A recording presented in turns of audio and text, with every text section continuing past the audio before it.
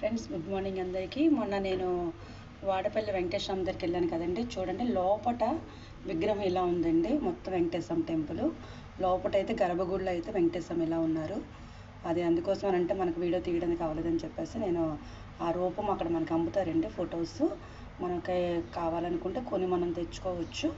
చూడండి, ఫోటో అక్కడ నేను తీసుకొని వచ్చినప్పుడు ఈరోజు దేవుడి దగ్గర పెట్టుకున్నాను. అక్కడ నుంచి 2 ఫొటోస్ తీసుకున్నానండి. ఒకటి వారాహి అమ్మవారు, తర్వాత వెంకటేశ్వర ఫోటో ఒకటి.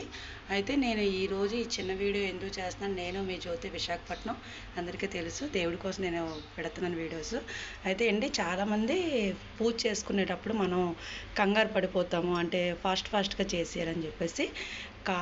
అలా కాకుండా ఫస్ట్ పూజా విధానం అన్నది మనం తెలుసుకోవాలండి. స్టార్టింగ్ ఫొటోస్ అన్నీ మనం అంటే ఎప్పుడైనా శుభ్రం చేసుకోవాలనుకునేటప్పుడు బుధవారం శుభ్రం చేసుకోవాలండి.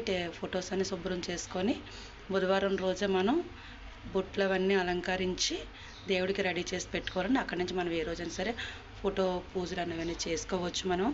అయితే చేసుకోవాలనుకునేటప్పుడు అన్ని శుభ్రత బొట్లు పెట్టాం. ఫస్ట్ పువ్వులు ఈ రకంగా మనం దేవుళ్ళకి అన్నీ కూడా అలంకరించుకోవాలి. స్టార్టింగ్ ఇలా అన్ని ఫొటోస్ మన దగ్గర ఎన్నైతే ఉన్నా అన్ని ఫొటోస్ కూడా మన దగ్గర ఎక్కువ పూలు ఉంటే ఎక్కువగా అలంకరించుకోవాలి, లేదా నార్మల్గా.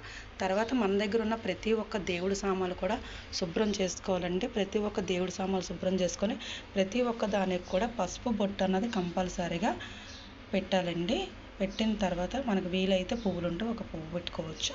చూడండి, మన దగ్గర ఒక ప్లేట్ ఉన్న దీంట్లోనే మనం అరటిపళ్ళు అన్నీ కూడా పెట్టుకుంటాం. ఈ ప్లేట్ కూడా మనం అలంకారం చేసుకొని పెట్టుకోవాలి. దీపం గుందులు కూడా అలంకారం చేసుకోవాలి. పచ్చిపాత్రతోటి మనం వాటర్ పెడతాం కాబట్టి ఆ వాటర్లోనే మనం పువ్వులు ఎప్పుడు వేయకూడదండి.